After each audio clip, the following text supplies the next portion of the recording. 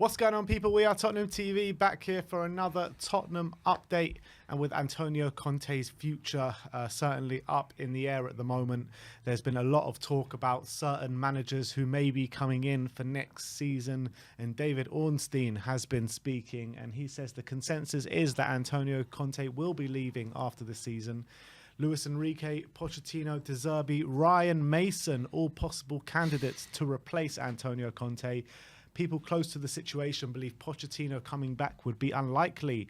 Pochettino is on the lips of many, but I'm not sure if it will happen. Rahman Osman saying that Fabio Paratici would currently prefer to appoint Paulo Fonseca as the next Tottenham Hotspur head coach ahead of Mauricio Pochettino should Antonio Conte depart this summer. Oh my God. Fonseca again. We're not going through this again. No, we're not. Didn't we literally have him through the door and just says, no, we're not going through. Paratici stopped it. I thought Paratici stopped the Fonseca deal. That's what I thought as well. For Nuno. Huh? For Nuno. Yeah. I don't understand. It makes no sense. Oh my God. Mason being a contender as well. I don't understand that unless they're thinking he can be like another Mikel Arteta. But that's the thing. Is like he's not another Mikel Arteta though. That's the thing. Like he's just about got his coaching badges. I guess Arteta was assistant coach to Guardiola for many, many years before he got the top job at Arsenal. So Ryan Mason doesn't have that same kind of experience. He obviously he was caretaker charge for a bit, but he's been a coach, I guess, for a while.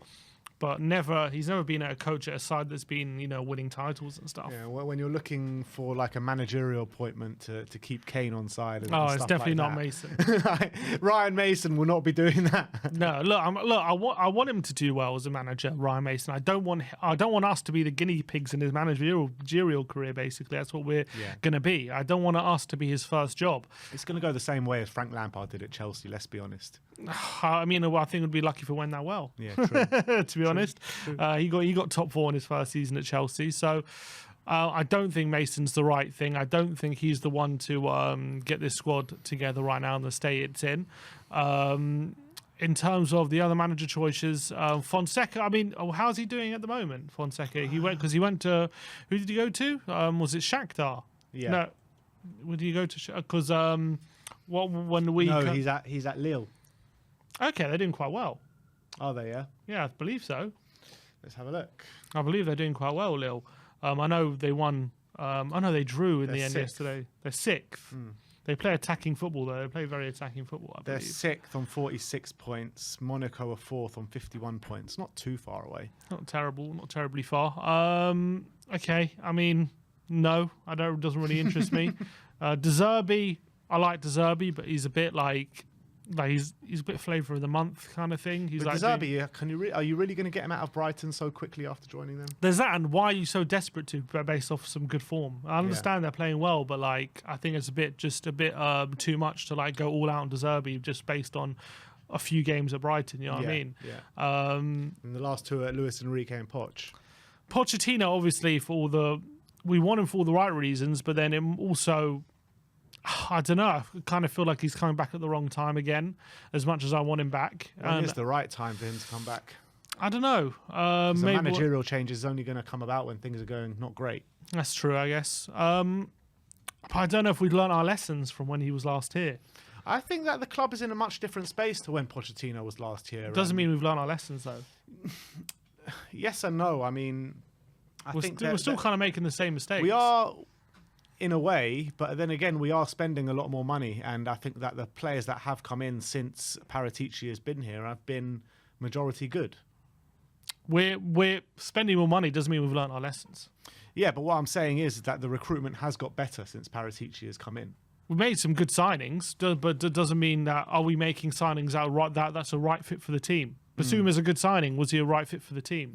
I do feel like these signings that, maybe you might not be the right fit for Conte, might be the right fit for Poch, though. Yeah, maybe you're right. But then again, as well, the whole thing with Paratici, is that going to work out? The power struggle, and they're saying Pochettino's unlikely, and then at least Luis Enrique. And I think Enrique is a good manager. I think he did an amazing job at Barcelona, but then they had Suarez, Neymar, and Messi up front. They had an absolutely world-class team.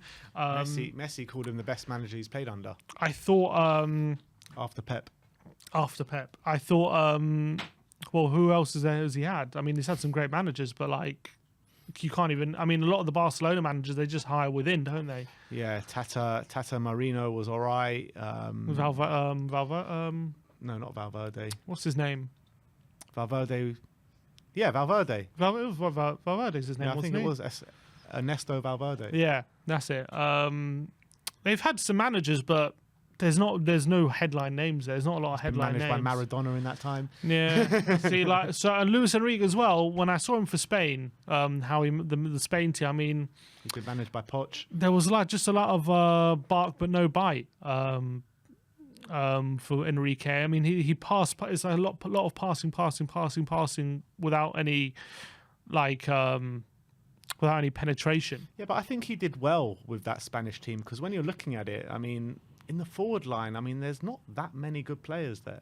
Where did they get to? They got to the semis. They got to the semis or the quarters. I can't remember. But no, they got to the semis in the Euros. Was he manager of the Euros? I think he was. I can't remember, to be honest. But I think that in terms of the World Cup, I enjoyed watching them play in the earlier rounds anyway. And I think that if he had better players in that forward line, I mean, he was dealing with Morata and Sarabia and these kind of players, you know what I mean? When you're looking at the teams across the World Cup and the big teams in the World Cup, they all had a much better front line than Spain. Much. So I think he did a fairly good job there. He did all right. I'm not saying he did a bad job. I'm just saying, is it exciting football? I don't know. I don't know if people's like. I don't know if it's. I don't know if it's the exciting football people think just because we have a lot of possession with a lot of passes. Does that make it exciting? Yeah, I mean, it's very similar to to what Man City have been serving up for the past couple of years. Just they've had better quality up front to deal with the situation. I don't know if it is similar to City. I don't know if it is similar to City. I think it is. I think it's all from the same kind of school of thought for Pep Guardiola, Luis Enrique, these kind of players. Very tiki-taka. No, because it's not. But they don't. I don't know if they have like the intensity and the pressing and stuff like that. Like that the City team and the Arsenal team have. I don't know if this Spain team have that. But there's been a lot of years over the past where Man City have been this kind of not very intense pressing, but a lot of just passing the opponents to death kind of thing, where Pep Guardiola throws that up quite a lot. They do a lot of tiki-taka, but what Pep is very good at is recovering the ball. I think defensively, he's very underrated, Guardiola, how he sets up his team, and I just don't know about Enrique, if he has that. But look, I guess I'm happy to give it a go. I mean, out of those options, that one seems like the one. If Pochettino is unlikely, I mean, I'm happy to give Enrique a go. Yeah, but is he going to be another manager who comes in, has lots of demands? He's going to be fractious with the board and stuff like that.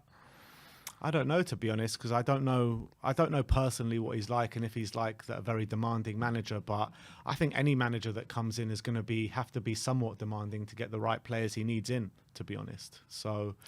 Not necessarily. There'll be managers who are willing to more work within what the club are giving. Is that going to be good enough to get to where we want to be, though? Yeah, but that's the game. That's the job. I think even Pochettino, if he was to come in, he's still going to have demands, and he has to have to get the right players in. And I'm not saying having no demands, but there's demands like putting your foot down, and then there's also other managers like Jose or Conte, but then there's also people who are just more willing to make sacrifices. I don't know where Enrique falls on that. Yeah, me neither, to be honest. I've heard that he is he's more of like Conte and Jose in that sense. Fair enough, but I don't know that, so I can't really comment. But look, on the basis of just like the way they play their football, I would bring in Pochettino first, and Enrique would probably be my second choice, to be honest. What about you? I think in terms of what I want, I think I want Pochettino. I think Pochettino would be my first choice. Out of those options, Pochettino and Enrique. But I'd like to think we have a broader option. We have broader options than those. Like, who else is there though? There's loads of managers out there. Who would you want though? Who would I want? I don't know. I have to really get an extensive list. But I'm saying, I think there's a lot of managers out there that could do a good job at Tottenham. I don't think it's just restricted to like Gallardo. Gallardo, would you be open to him? Potentially, again, you want to see how he does in Europe, and I guess we could be his testing period, but he would be an exciting appointment. All right, well, guess we have to see how this one plays out. Antonio Conte still is our manager, probably till the end of the season. We'll have to see where we go from there, but expect a lot of names, a lot of rumours to be popping up from now until then. Let's finish off on Harry Kane. The Mirror are reporting that Manchester United are prepared to make Harry Kane the most expensive British player of all time, eclipsing the 100 million that Man City paid for Jack Grealish. Who said that? The Mirror. So I doubt it then. I can't see them breaking the British transfer record with a year left on his contract. Like, even at 100, that's a stretch, I would say, with a year left. So I don't see him going over 100. I don't see that. Can you see Levy accepting somewhere below that to go to a Premier League club, though? That's also another question. Maybe not. But then I think for your Man United, you'd probably wait a year instead of spending 100 million. Yeah, you rate a year. He's another year older. I mean, if is a year worth 100 million? If they win the league, then yeah. Is it? If they win the league. Even if they win the league, so they have to win the league then. Yeah, and I think they got a good chance of that with Harry Kane in the team. But it's like if you don't win the league, then it's not like, worth 100 million. I know it's not the same thing because it was much lower fee, but like they spent 35 million on Robin van Persie to win the league, and it was a big fee at the time. Obviously, it's not 100 million, but they still spent that money on Van Persie, who also had, a year left in his contract at the time. So I see it being a bit similar, and I think that, look, if I was Man United, I'd prefer to go to someone like Osimhen with a lot more like future ahead of him. But to bring in an England captain, bidding to be the Premier League top goal scorer of all time, England top goal scorer of all time, I think it's a no-brainer, really, even for 100 million. I don't think they spend 100 million with a year left in his contract. If they can not assurances, but if they believe that he'll run it down, if they get in his ear and believe he'll run down his contract, I don't see them spending 100 million just to have him for an extra year. And also, if he runs the contract down, then they're going to have much more competition as well on a player for free. That's true, but who's that competition that they're worried about? Maybe Man City. In terms of English clubs.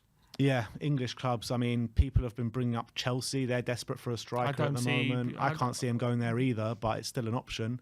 Potentially Liverpool could be an option. I can't really see him going there, but it's still an option. You'd probably rather go Man United. Yeah. I mean, I would think that as well, but what I'm saying is these clubs are still options and they're still, going to rival their bids potentially. Yeah, but is it all worth 100 million? I don't know. I don't know if it's worth 100 million, but Man United have spent 90 million on Anthony and crazy amounts of money on other players in the past. I mean, I wouldn't put it past them. I would. I don't think they're spending 100 million on Kane this summer. Well, I hope not, because I think if they do put in a bid of 100 million, it probably means he will be going in the summer. But hopefully we can hold him to ransom for another year, I guess.